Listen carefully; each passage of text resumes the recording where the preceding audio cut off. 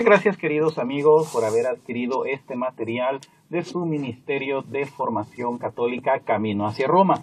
Les saluda su amigo Salvador Melara y es para nosotros un privilegio que nos deje entrar a la intimidad del lugar a donde se encuentra para poder llevar pues este tema que sabemos que será de mucha bendición para usted. Si usted quiere comunicarse con nosotros, lo puede hacer a nuestro correo electrónico caminohaciaroma@yahoo.com. Te lo repito, caminohaciaroma@yahoo.com, o nos puede llamar a nuestro número de teléfono 2219-6724, 2219-6724. Si nos está escuchando fuera de El Salvador, recuerde que tiene que añadir antes el código de país, que es el 503 2219-6724. En esta oportunidad quiero compartir con ustedes mi testimonio de conversión o de regreso a nuestra amada Santa Iglesia Católica. Como les dije, mi nombre es Salvador Melara. Por 20 años yo estuve fuera de la Iglesia Católica. Fui miembro de la denominación evangélica llamada Asambleas de Dios. Y pues estuve, como les digo, por 20 años por causa de la ignorancia que yo tuve en cuanto a mi fe católica.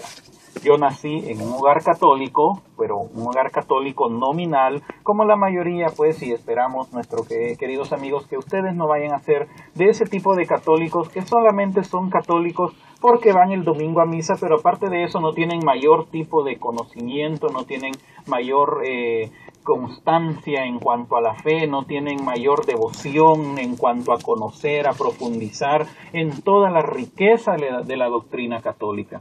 Nosotros nacimos con mi hermano y yo pues en una familia, como les digo, católica, pero de una manera nominal. Simplemente nuestro catolicismo se limitaba nada más a poder ir a la misa nada más el día domingo, pero aparte de eso pues no teníamos ningún otro tipo de conocimiento, ningún otro tipo de profundización en la fe. Dice San Pablo en la segunda epístola a los Corintios, capítulo 11, versículo 3 al 4, Segunda Corintios, capítulo 11, versículo 3 al 4, pero temo que como la serpiente con su astucia engañó a Eva, vuestros sentidos sean de alguna manera extraviados de la sincera fidelidad a Cristo. Porque si viene algún otro predicando a otro Jesús que el que os hemos predicado, o si recibís otro espíritu que el que habéis recibido, u otro evangelio que el que habéis aceptado, bien lo toleráis. Y esta es palabra de Dios. Como les digo, nací en una familia católica, estudié en una institución católica, pero a la edad de 16 años, por ignorancia de mi fe, yo dejo la Iglesia Católica y me uno a una denominación protestante. Pero voy a contarle brevemente cómo fue ese proceso, ese cambio, eso que me hizo a mí salir de la Iglesia Católica. Como les digo, al estar dentro de una familia católica, pues para mí la Iglesia Católica pues era mi religión, eso era pues lo que yo creía, pues gracias a Dios a mí me enseñaron al menos los principios básicos de la fe, que había un solo Dios Padre Todopoderoso, un Señor Jesucristo que había muerto por mis pecados, que era Dios que se había hecho hombre a través de la Virgen María y que pues había muerto, había sido crucificado, había sido sepultado, al tercer día resucitó de entre los muertos, subió a los cielos y esperábamos pues un día en que íbamos a ser juzgados todos los vivos y los muertos de acuerdo a lo que hubiéramos hecho, de acuerdo a nuestras obras. Ahora, esa era la base de la fe que yo tenía, pues si yo no la ignoraba de ninguna manera. La cuestión es, queridos amigos, que cuando yo fui creciendo y en la medida pues que iba entrando las diferentes etapas de mi vida, pues mi niñez, mi adolescencia, entonces hubieron ciertos cambios, ciertas cuestiones que me hicieron a mí pues ir cuestionándome algunos aspectos de la fe. En algún momento pues yo sentí el deseo de consagrar mi vida al Señor, porque siempre tuve el deseo de conocer más de Dios, siempre tuve el deseo de poder acercarme más al Señor, pero el concepto que yo tenía en en ese momento de buscar a Dios era que solamente aquel que se dedicaba a la vida religiosa, por ejemplo, el sacerdote, el religioso, la religiosa, ellos eran los que tenían más acercamiento con Dios. A uno de la vida normal, del laico, no le competía mucho meterse en esas cuestiones porque uno estaba inmerso pues en otro tipo de actividades, porque eso era lo que yo veía en mi familia, pues como nosotros no éramos, mis padres no eran religiosos, sino que simplemente eran católicos, laicos, entonces pues lo que yo veía pues que cada quien hacía su vida, cada quien hacía sus cuestiones, cada quien pues cometía sus errores, incluso sus pecados que dañaron mucho también nuestra familia, pero que no había ningún acercamiento a Dios, ni tampoco había pues ese deseo de encontrar, de tener un encuentro personal con el Señor. Cuando yo llego a la edad de 13, ya de 14 años, prácticamente 14 años, yo empiezo a sentir el deseo de conocer más a Dios, de acercarme más a Dios, pero como les digo, el concepto que yo tenía de buscar a Dios era de entrar a la vida religiosa. Así que a través de un sacerdote con quien pues había tenido bastante acercamiento en ese último año en la institución a donde yo estudiaba, como les digo, una institución católica, él comenzó a hacer pues una serie de movimientos, de llamadas, de cartas para tratar de ver si yo podía entrar a un seminario menor al cual yo fui admitido fuera de aquí del Salvador, fuera del país. Pero cuando ya se acercaba la fecha de tomar la decisión y de cambiar y de entrar a ese seminario menor, como necesitaba la autorización de mis padres por ser menor de edad para salir del país, no la obtuve. Así que yo no pude entrar a ese preseminario o seminario menor, y la respuesta que yo recibí de mi mamá, por mi papá no hubo problema, pero mi mamá sí, ella dijo que no, que yo estaba loco, que yo no, cómo se me ocurría a mí que yo iba a ser sacerdote, estaba muy jovencito para estar pensando en eso, y que ya iba a crecer y que después iba a conocer muchachas y que me iban a gustar, y que por lo tanto pues yo no estaba loco, estaba pensando mal, que todavía no pensara en eso, que mejor viera que fuera a hacer. Eso pues se trunca, por así decirlo, el deseo de servir al Señor o el deseo de conocer más a Dios. Y luego, pues, por las mismas inquietudes de la juventud, de ese momento de la adolescencia, empiezo, pues, a tener una serie de compañías que no fueron las muy adecuadas que se diga. Uno de ellos, pues, comete una travesura en la institución a donde yo estaba, y yo también salí favorecido con la expulsión debido, pues, a esta travesura que este muchacho hizo por no haberme sabido juntar o no haber sabido escoger bien a mis amistades en ese momento. Eso llevó que el siguiente año mi mamá me matriculara en una institución que pertenece a esta denominación evangélica a la cual después yo me afilié. Al principio, pues yo llego a esa institución con el objetivo de estudiar. Iba a estudiar mi primer año de bachillerato o de high school, y cuando yo llego pues a esa institución, pues mi objetivo era precisamente, pues voy a estudiar, voy a aprender, aquí he venido a estudiar, aquí yo no vengo a que me cambien la mente, que me laven el cerebro, que me cambien de religión. Así pues que yo comienzo mis estudios. Pero usted hágase una idea, querido amigo. Yo no sé si usted me está escuchando y usted está, pues a lo mejor inmerso en un ambiente protestante, en donde le están a usted constantemente bombardeando con aquella idea de que usted tiene que aceptar a Cristo como su Salvador. Que si usted no acepta a Cristo, usted se va a condenar, se va a ir al infierno. Y eso fue precisamente en lo que yo viví. Cuando yo entro a esa institución, pues empiezan mis compañeros, imagínense, de 50 estudiantes que éramos en ese salón de clase, solamente un promedio de unos 10 no éramos evangélicos. Los demás pues venían de familias evangélicas, y por lo tanto pues la presión era demasiado, era muy fuerte para nosotros que no compartíamos la misma fe de estas personas. Aparte de todo eso, pues nuestros profesores, la mayoría no eran católicos, eran evangélicos, y los coordinadores, por ejemplo mi coordinador, él era un pastor también, teníamos un capellán, todos los jueves teníamos que ir a un devocional, como se le llamaba, en donde siempre era el mismo tema: jóvenes tienen que aceptar a Cristo. Si ustedes no aceptan a Cristo, se van a condenar, se van a ir al infierno. Acuérdate, tu joven, de los días de tu juventud, antes que vengan los años malos. ¿Con qué limpiará el joven su camino? Con guardar su palabra. Bueno, y una serie de versículos y una serie de palabras que nos decían para que nosotros viniéramos y tomáramos el deseo de aceptar a Cristo como nuestro Salvador. Pero hasta ese momento yo estaba pues como especie de coraza, no, de ninguna manera. Yo soy católico, yo nací católico y yo no voy a traicionar la religión de mis padres, yo voy a ser católico hasta el final. Pero si usted me preguntaba a mí aspectos de doctrina, Si usted me decía, por ejemplo, Salvador, los católicos adoran imágenes, porque los hemos visto que se arrodillan delante de una imagen. Los católicos adoran a María. Los católicos adoran un pedazo de galleta creyendo que Jesús es el que está ahí. Y si usted me decía esas preguntas, me hacía esos comentarios, o me hacía esas preguntas, ¿y por qué crees en esto? Pues yo no sabía qué responderle, porque yo desconocía mi fe. Yo simplemente sabía que había un Dios, yo solamente sabía que había nacido Jesús de la Virgen María. Pero si usted me preguntaba, pero mira, ¿en dónde dice en la Biblia de que María fue concebida sin pecado? ¿Dónde dice en la Biblia que María fue virgen siempre? Si mira, aquí se mencionan hermanos de Jesús. Mira, aquí en Éxodo 20 dice, no te harás imagen ni semejanza, no te vas a inclinar ante ellas. Y eso es lo que ustedes los católicos hacen. Pues yo no tenía manera de responder. Yo no tenía manera de saber cómo defenderme o cómo poder contrarrestar lo que se me estaba diciendo, y por consiguiente pues eso me creaba a mí bastante frustración, porque yo estaba viendo cómo ellos me estaban bombardeando con la Biblia, me sacaban la Biblia, me sacaban versículos, y eso empezó a hacerme dudar de la fe. En eso un compañero mío comienza a trabajar de una manera más sistemática, en el sentido que comienza: Salvador, vamos al culto. Venite, yo sé que te va a gustar, acompáñame, te voy a llegar a traer este domingo para que vayas al culto aquí con los demás jóvenes y te va a gustar, vení. Pero no, le decía yo a este compañero, si yo soy católico, yo voy a misa. Pues no, con más razón tenés que venirte al culto, porque ahí como estás como católico, ahí no estás en nada. Pero mira, si yo creo en Dios, es que eso no basta, me decía él, tenés que venir aquí a la iglesia con nosotros, porque ahí como estás, donde estás en esa iglesia, te vas a condenar, te vas a ir al infierno. Mira, todos los católicos se van a ir al infierno porque todos los católicos son idólatras.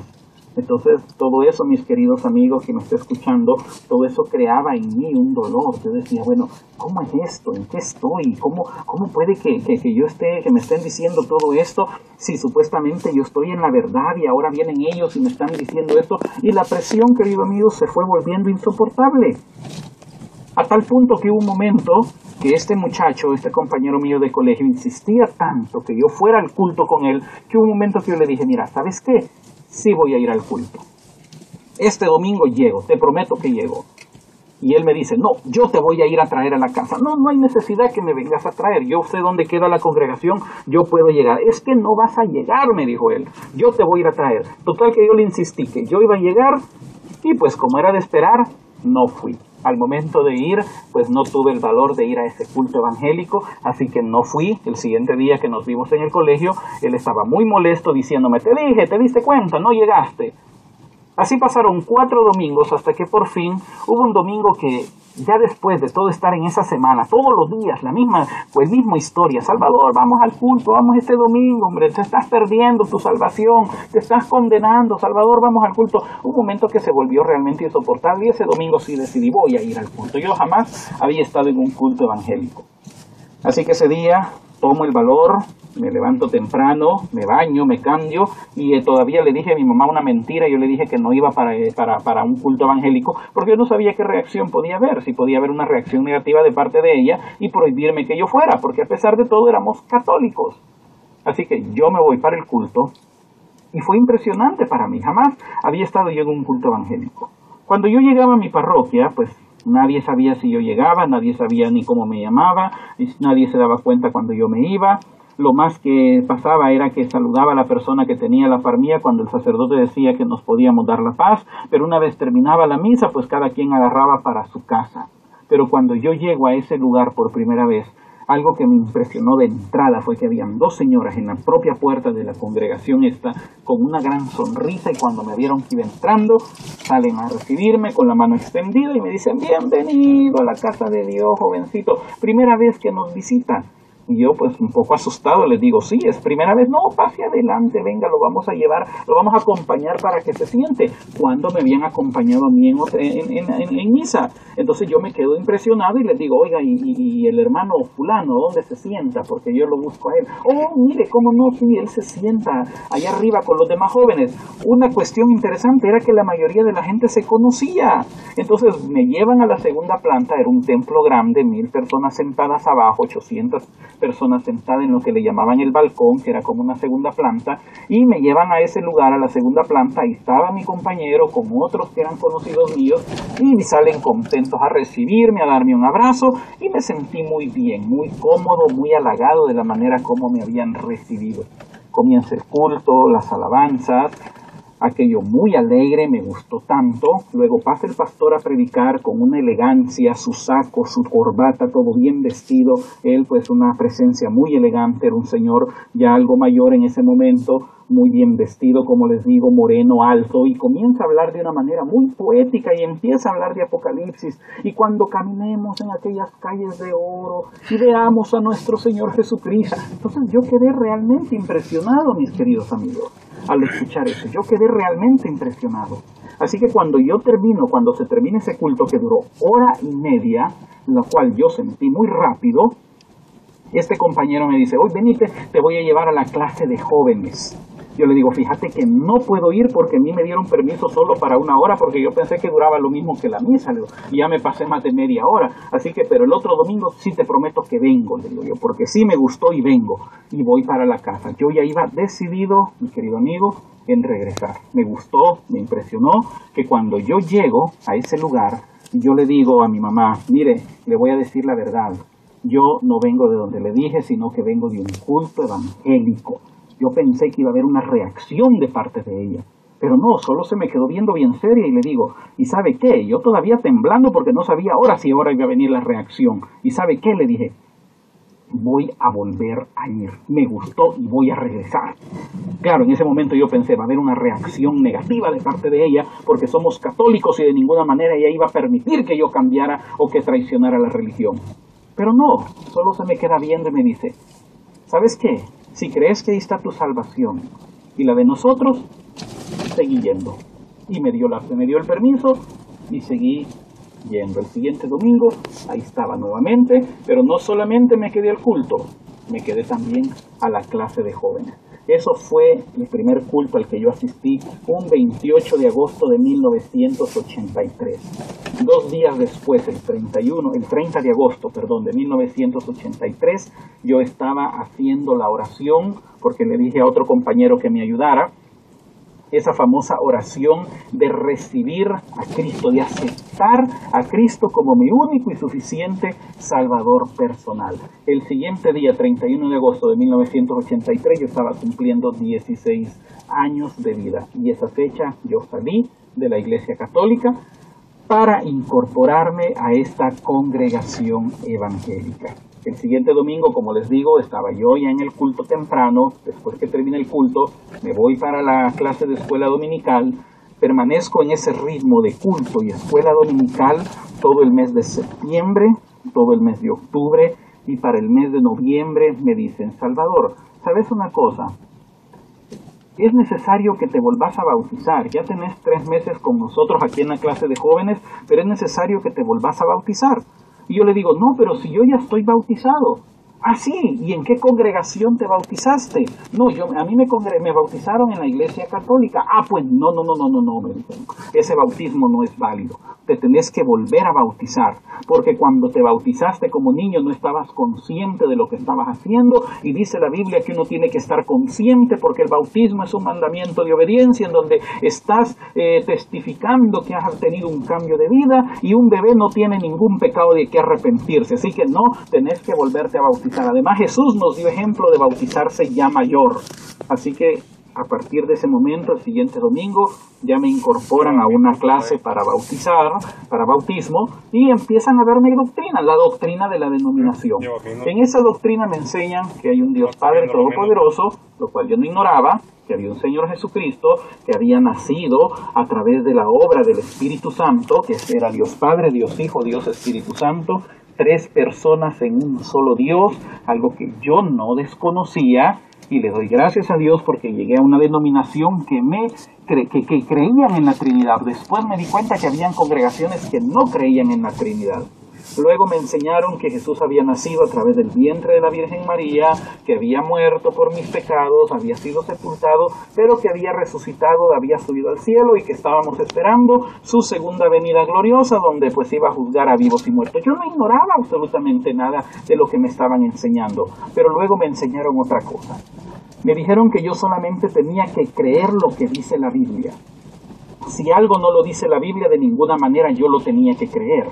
Entonces me empezaron a decir, ahora decime en la Biblia, ¿en dónde dice de que María fue llevada al cielo en cuerpo y alma? ¿Te das cuenta? María no fue llevada al cielo en cuerpo y alma porque en ninguna parte de la Biblia lo dice. También dice en la Biblia, que en ninguna parte de la Biblia encontrás de que María fue virgen durante toda su vida. Ella es cierto, fue virgen antes, durante y después del parto de Jesús, pero después ella fue una mujer normal, común y corriente, como cualquier otra, que tuvo relaciones con su esposo José y nacieron otros hijos que son los hermanos que menciona la Biblia, que son hermanos de Jesús.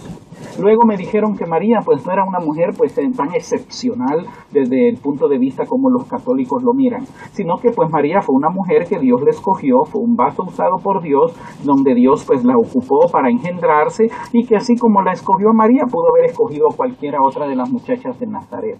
Y que como María dijo que sí, pues el plan de Dios se cumplió en ella. Si ella hubiera dicho no, pues el plan de Dios se hubiera cumplido en cualquier otra.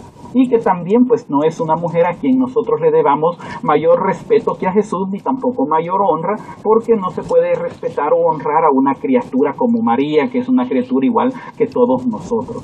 Y ahora empezaron los cambios en cuanto a la enseñanza. La María que adora el católico no es la María de la Biblia. A mí me enseñaron que esa María que adora el católico es un demonio babilónico llamado Semiramis, que el fundador de la Iglesia Católica, llamado Constantino, que fue un emperador romano, ahí por el año 313 después de Cristo, él paganizó a la iglesia cristiana de ese momento. La iglesia cristiana entró en una etapa de apostasía o de apartarse de la verdad, los paganizó y empezó a traer elementos paganos y les empezó a cambiar el nombre para ponerles nombres cristianos. Y así encontramos, por ejemplo, a Semiramis, que le puso el nombre de María. La Eucaristía, que era también pues un culto en donde ellos se comían un pedazo de pan creyendo que se estaban comiendo a su Dios, empezaron a decir que ese era Jesús.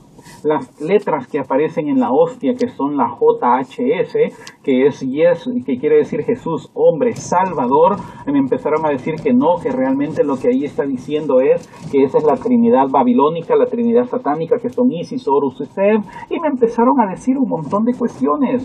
Me empezaron a decir que la Iglesia Católica era la gran ramera del Apocalipsis.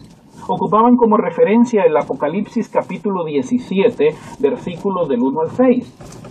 Apocalipsis 17, versículo 1 al 6, que dice: Vino entonces uno de los 7 ángeles que tenían las 7 copas y habló conmigo diciéndome: Ven acá y te mostraré la sentencia contra la gran ramera, la que está sentada sobre muchas aguas, con la cual han fornicado los reyes de la tierra, y los moradores de la tierra se han embriagado con el vino de su fornicación.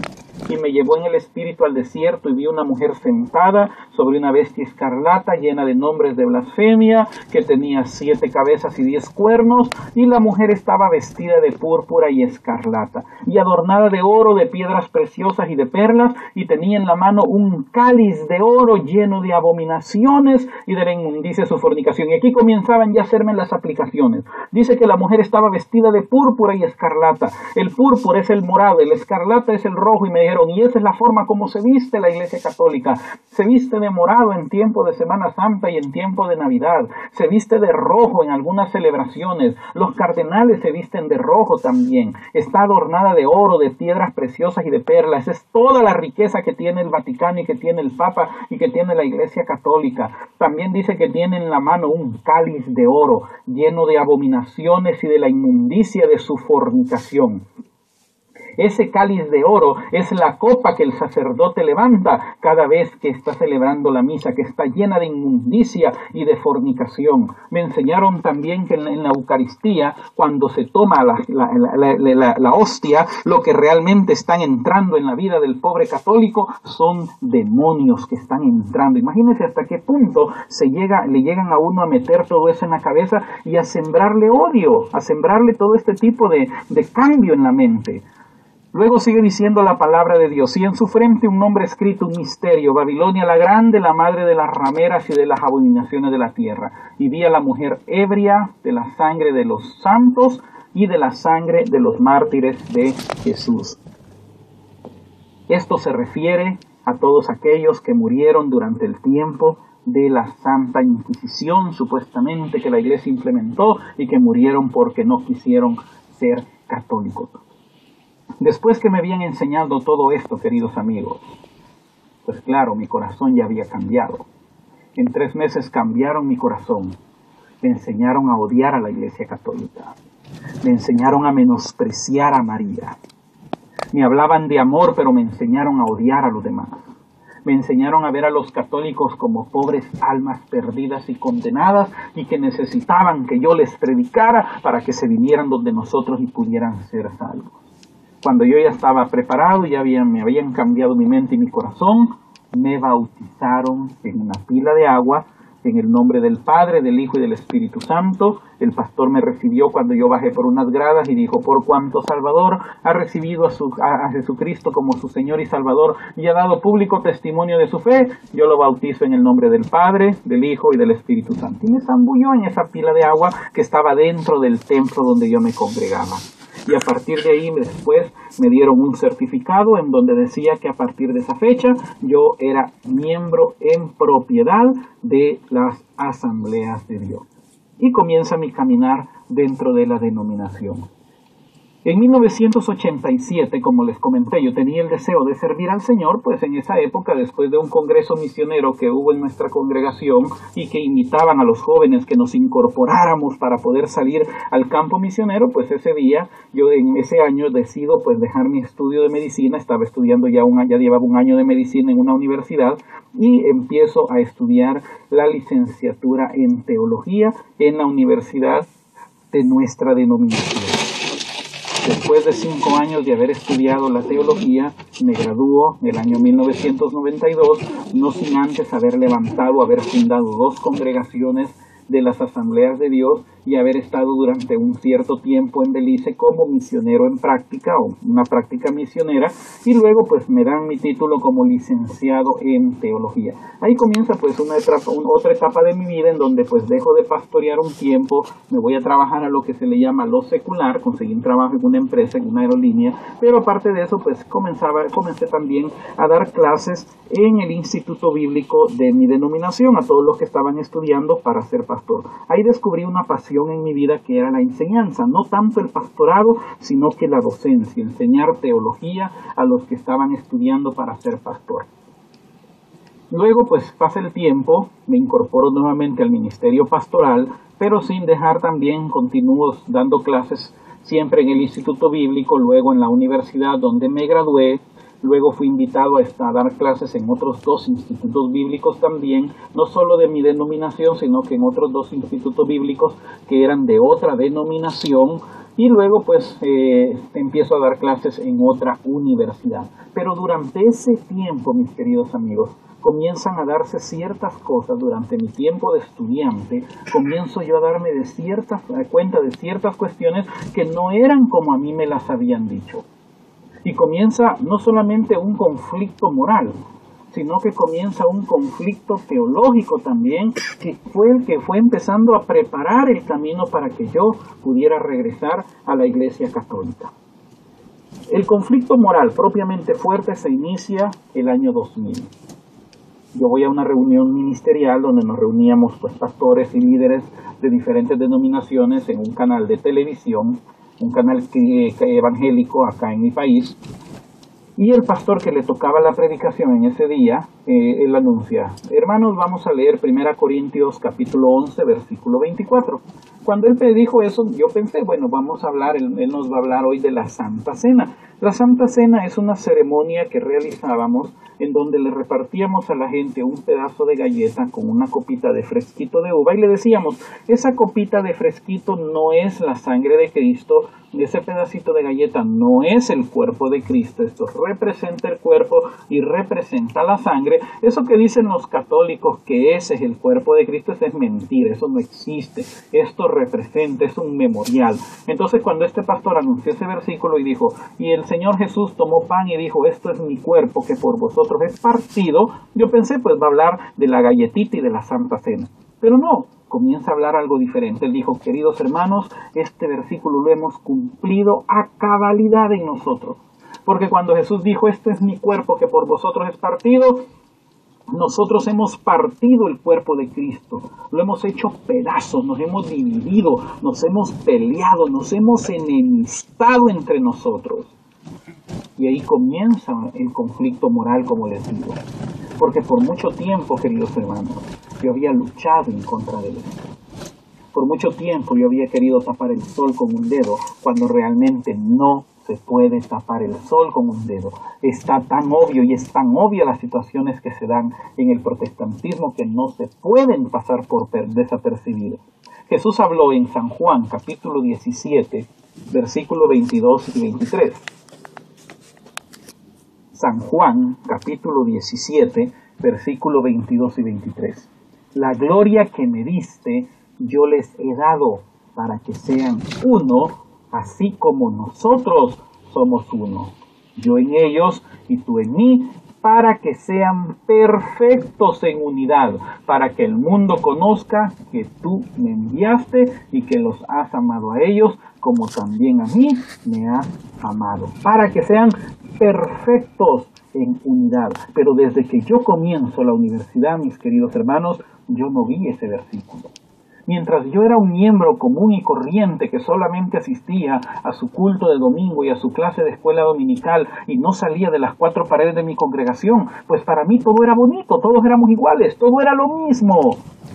Pero yo todavía pensaba, ¿y por qué esta iglesia se llama así? ¿Por qué aquella se llama allá? Pero de todos modos yo pensaba, no, si de todos modos aquí todos somos lo mismo, todos somos cristianos y todos tenemos que evangelizar a los católicos para que se conviertan y se salven. Pero cuando yo comienzo mi universidad, empiezo a tener trato con gente que no era de mi denominación a la que pertenecía, sino que venía de otros lugares y venía con otras ideas. Por ejemplo, un día se me acerca una persona, me dice, ya mayor, me dice, yo era de los jovencitos, yo tenía 20 años en esa época, y estoy hablando que habían compañeros de clase que ya tenían 40, 50 años en ese momento. Ya eran pastores de experiencia, pero que estaban estudiando porque querían tener su título. Se me acerca uno de ellos y me dice, Salvador, ¿y a vos te bautizaron en una pila o en un río? Yo le digo, no, a mí me bautizaron en una pila. Ah, pues no estás bautizado, me dijo, no estás bien bautizado. Porque la palabra de Dios dice que uno tiene que bautizarse en río para que el agua que esté corriendo se lleve tus pecados al fondo del mar. Porque cuando te bautizaste en pila, tus pecados ahí quedaron flotando y el que se bautizó antes que vos, el que se bautizó después de vos se ensució con tus pecados y vos te ensuciaste con los pecados del que bautizó antes. Luego me dije, el otro conflicto era si la salvación se pierde o no se pierde. A mí me habían enseñado el alma que pecar es a morirá. O sea que si yo pecaba, perdía mi salvación.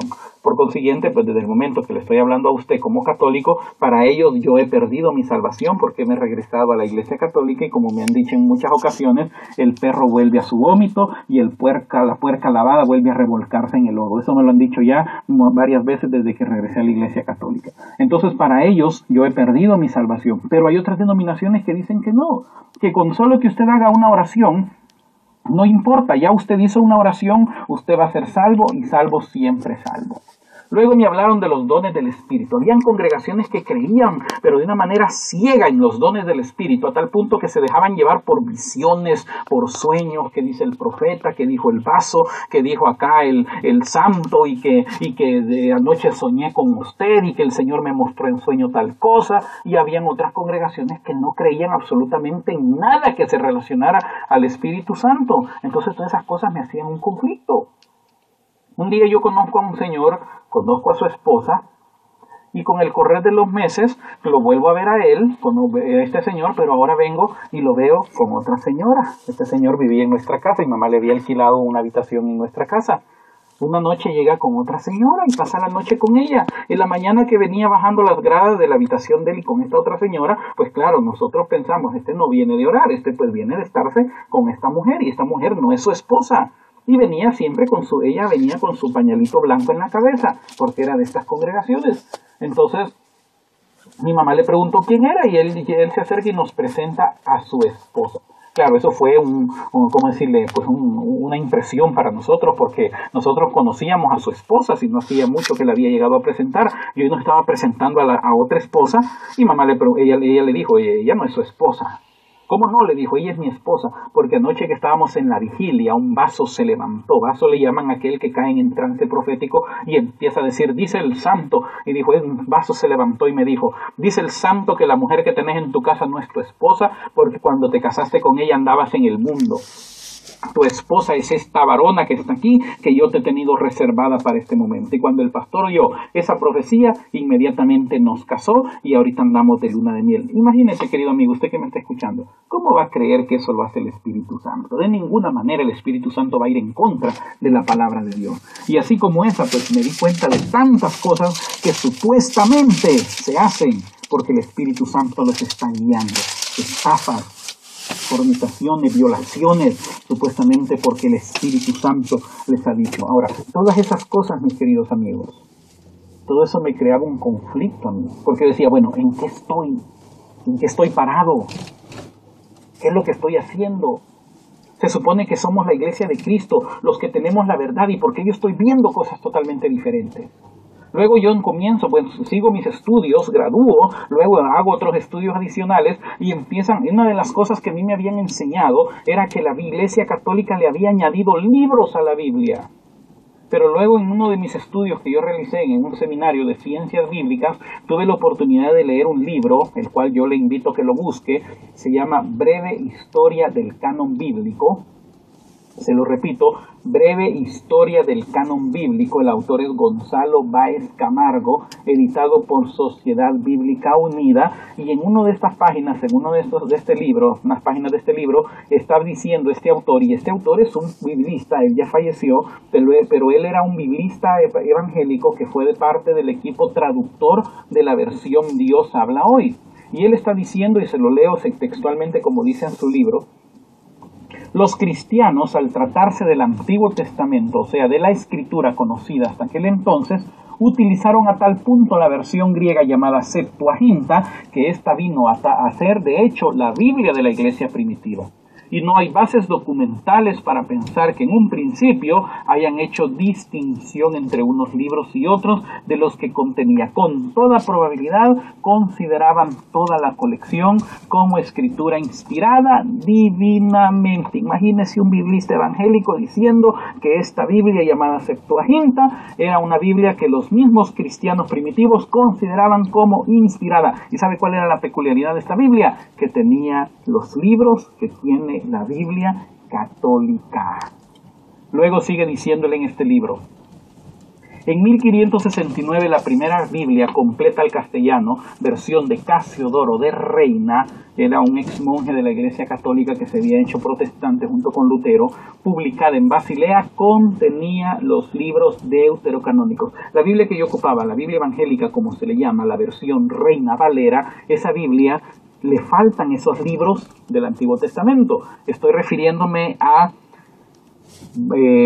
Baruch, Primera y Segunda Macabeos, Tobías, Judith, Eclesiastés, Sabiduría, añadiduras al libro de Esther y añadiduras griegas al libro de Daniel. Entonces mi Biblia que yo tenía en ese momento no tenía esos libros porque me habían dicho que no eran inspirados y por tanto pues la iglesia evangélica no los había considerado para que estuvieran en la Biblia. La iglesia católica era la que los había añadido, pero me estoy dando cuenta que la primera Biblia de Casiodoro de Reina de 1569 tenía esos libros incluidos en su primera edición. En 1612 publicó en Ámsterdam la segunda edición de la Biblia de Casiodoro de Reina, en revisión de Cipriano de Valera, por eso se llama Reina Valera, y esa Biblia en esa revisión conservó los libros deuterocanónicos, no se los quitó tampoco Cipriano de Valera. Entonces la Biblia original, Reina Valera, que es la comúnmente llamada Biblia evangélica, en su origen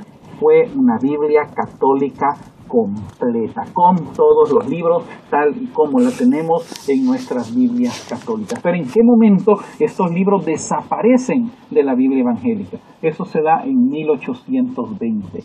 A partir de ahí se da una controversia entre algunas congregaciones protestantes de una confesión llamada Westminster, que son bautistas, metodistas y presbiterianos, que comienzan a presionar a la sociedad bíblica para que los quitara de esos libros de la Biblia porque eran católicos.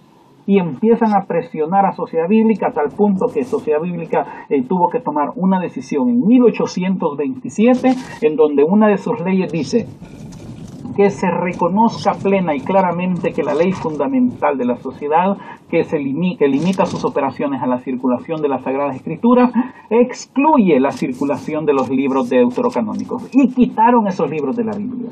A mí me habían dicho que la Iglesia Católica le había añadido esos libros, pero la verdad es que la Iglesia Evangélica se los quitó. ¿Y sabe por qué se los quitó?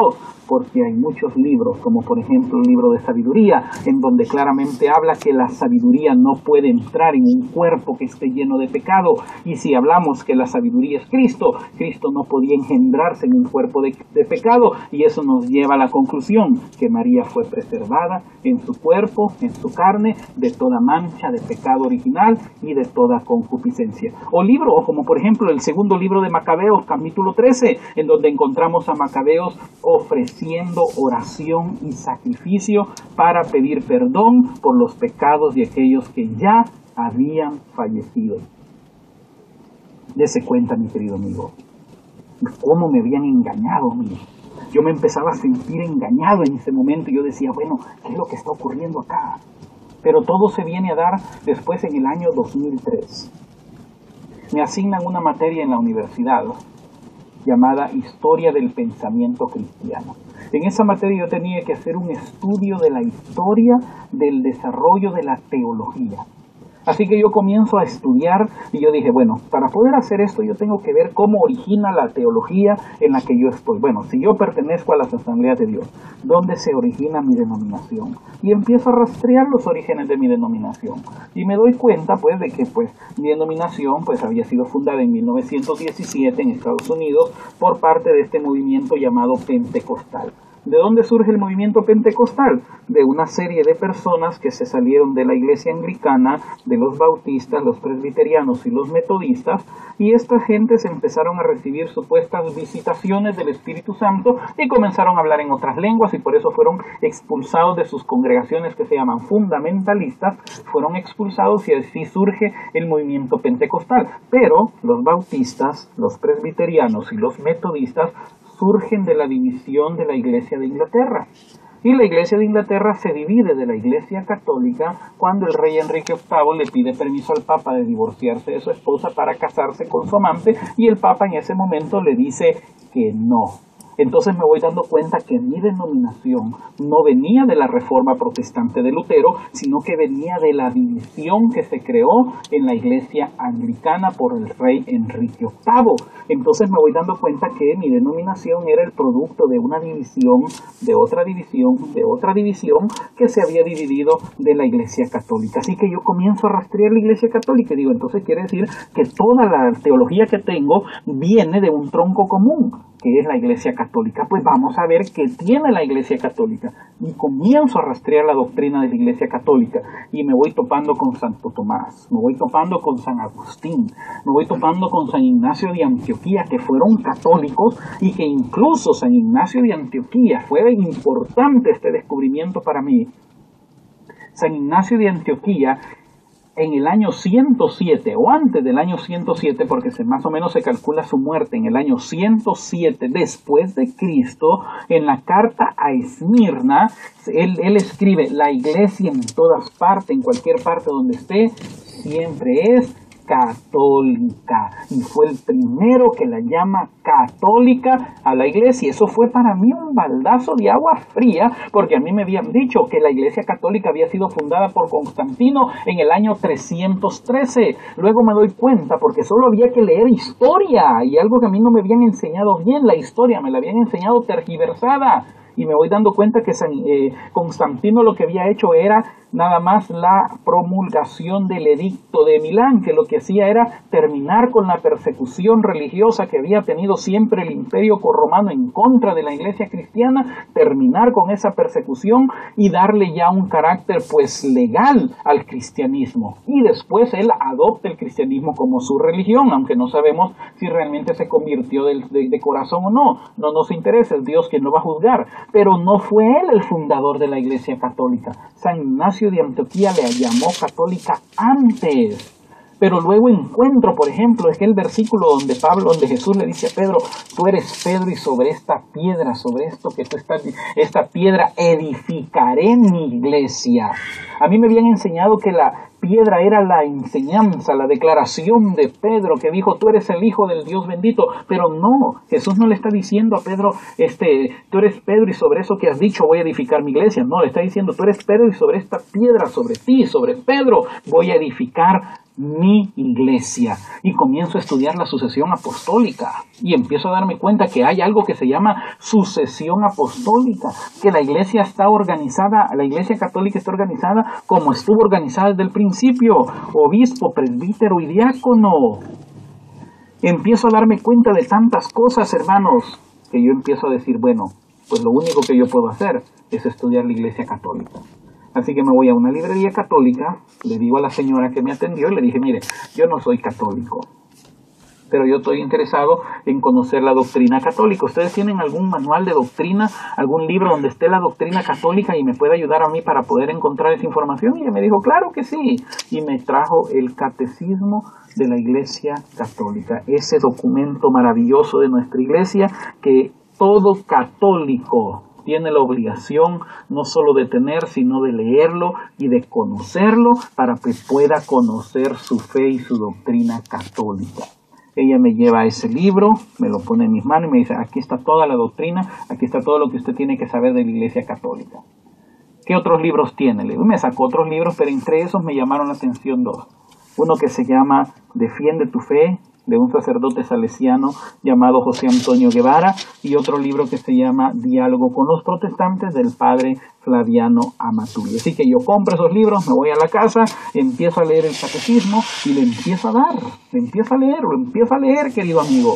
Lo leí en 2 semanas, completito, porque en principio pues yo tenía que preparar mi materia, tenía que preparar mi clase, y para preparar mi clase yo tenía que ahora entender y estudiar la doctrina católica para ver de dónde es que se había ramificado y en qué momento la Iglesia Católica se había equivocado en la doctrina. Pero no, cuando yo empiezo a leer la doctrina católica, yo andaba viendo en qué momento la Iglesia se había equivocado, pero me voy dando cuenta que no, porque todo empieza a explicarse bien, empiezo a entender muchas cosas que yo no entendía.